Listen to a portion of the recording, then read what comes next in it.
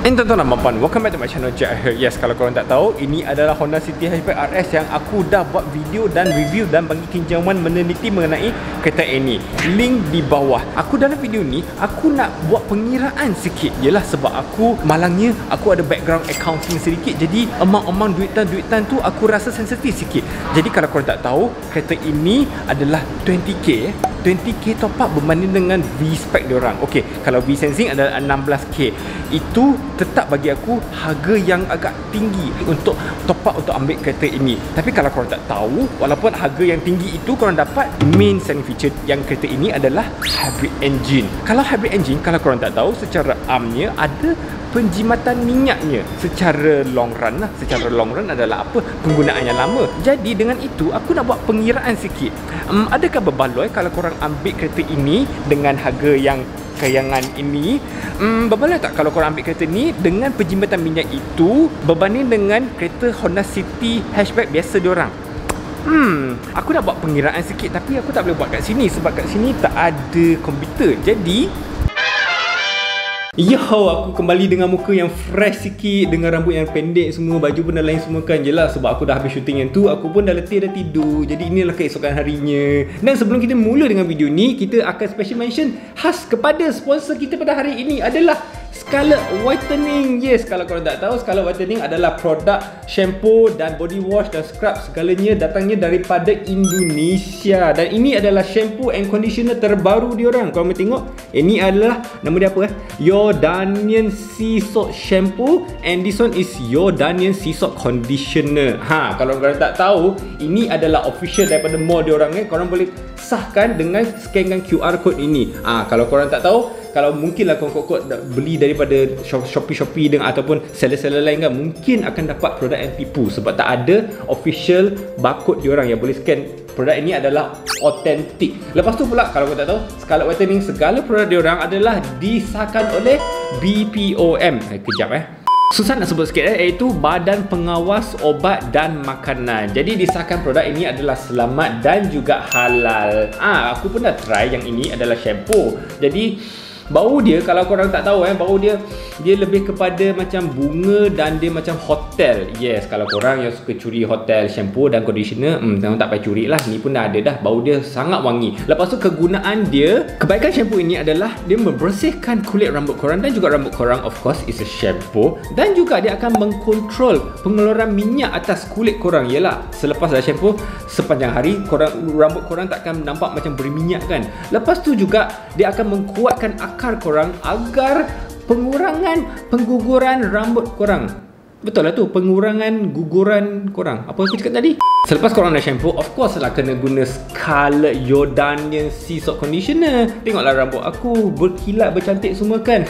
Terima kasih dengan produk ini. Dan benefit dia sama seperti shampoo diorang. Tapi korang kena ingat conditioner adalah diguna selepas shampoo. Taklah korang guna conditioner dulu kan, itu salah. Jadi korang kalau berminat dengan dua produk ni, aku akan sediakan link di bawah. Dan sekali lagi terima kasih kepada Scarlet Whitening sponsor video ini. And continue with the video. Okey, aku dah sediakan kertas kosong ni untuk senangkan aku boleh tunjuk korang conteng semua kan. Okey. Tapi sebelum tu kita kena faham dulu berapakah penggunaan spek biasa, iaitu bukan yang RS, bukan yang hybrid Sebab aku dah korek internet, ada yang cakap 400 lebih, ada yang cakap 500, ada yang cakap 600. Sebab yang 600 tu, kalau tak silap aku, dia on eco mode. Eco mode tu penjimatan minyak. Tapi kalau sentiasa on eco mode, apakah makna driving kan? Sebab sentiasa tak ada underpowered kan. Sebab eco mode jimat minyak maknanya dia akan sentiasa rasa berat. Tak best lah. Jadi secara armnya aku letaklah on average on average mungkin for V-Spec ataupun spek biasa boleh sampai 500 km. Okey. Lepas tu RS. RS susah sikit. Aku nampak gambar ini yang dia tulis pula 25 km per liter. Oh, okey. Per liter aku dah search internet, per liter adalah 40. Kalau kita ambilkan 40 darab dengan 25, jawapan dia 1000 km, babe. 1000 km aku rasa tak sampai. Tak logik. Jadi secara basicnya itu pun full 40 liter. Sebab biasanya kalau kita letak minyak, kita takkan letak sampai kosong tau. Sebab biasanya ada fuel reserve tank. Fuel reserve tu akan sikit-sikit. Jadi biasanya full tank 35. Kalau 35 darat 25 darat 25 adalah 875. Adakah begitu besar figure dia? RS boleh sampai begitu banyak? Aku pun terkejut tu. Jadi aku nak letak berapa agak-agak lah. Okay, on average pengguna RS mungkin akan sampai 750. Fair tak number ni? Aku tak tahulah. Kalau mungkin pengguna RS, City atau City Hatchback boleh bagikan figure kepada kita orang. Sebab aku personally aku tak dapat jumpa lagi online yang cakap berapakah full tank, berapakah perjalanan diorang. Okay, ini adalah rough figure saja. Okay, kita padam dulu benda alahan ni. Kalau according to Honda, RS spec dia menggunakan penggunaan minyak sebanyak 3.6 per 100 km. Sengit. Tak apalah. Lepas tu kalau spek biasa, kita ambil contoh V. Kalau spek V, dia penggunaan sebanyak 5.6 liter per 100. Sengit. Tak apalah. Korang faham Jadi perbezaan ini antara ini adalah 55%. 55% tu macam mana dapatnya? 3.6 tolak 5.6 dapat 2 bahagi dengan 3.6. 2 bahagi dengan 3.6 adalah sama dengan 55%.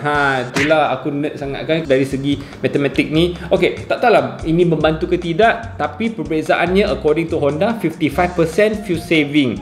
Kita check. Ini spek V, ini spek RS. Okey, dengan itu kod-kod lah full tank Full tank sekali masuk adalah RM60. Fair tak? Sama tak?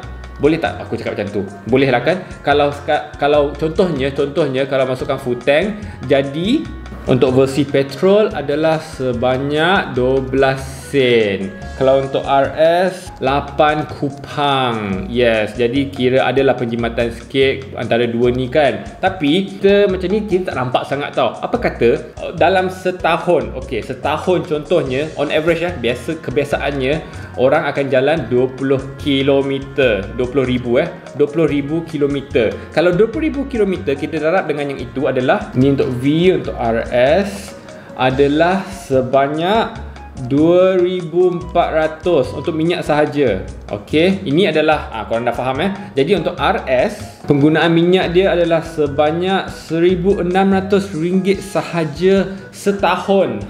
Bayangkan itu dah perbezaan sebanyak RM800 jimat berbanding dengan V dengan RS. Banyak juga tu untuk setahun. Apa kata untuk 8 tahun. Kenapa 8 tahun? Sebab hybrid engine biasanya warranty 8 tahun. Jadi kalau 8 tahun 20k untuk setahun, kalau 8 tahun sebanyak 160k. Maknanya sampai hybrid korang kong lah. Pokok lah akan kong kan. Untuk V adalah sebanyak 19,200 per. Kalau tak letak nombor dia macam ni, tak nampak kan banyak kan penggunaan minyak kita kan. Kalau kot-kot lah korang jalan banyak ni dan kot-kot lah fuel consumption dia macam tu kan. Kalau untuk RS sebanyak 12,800. Jadi selama 8 tahun antara V dengan RS, perbezaan dan penjimatan minyak dia adalah sebanyak 6,400. Korang tengok balik Ni adalah 6,400 adalah dari segi minyak sahaja. Kalau kita tengok balik harga Honda untuk V, okey lah kita ambil V Sensing sebab V Sensing latest, iaitu sebanyak 91,708.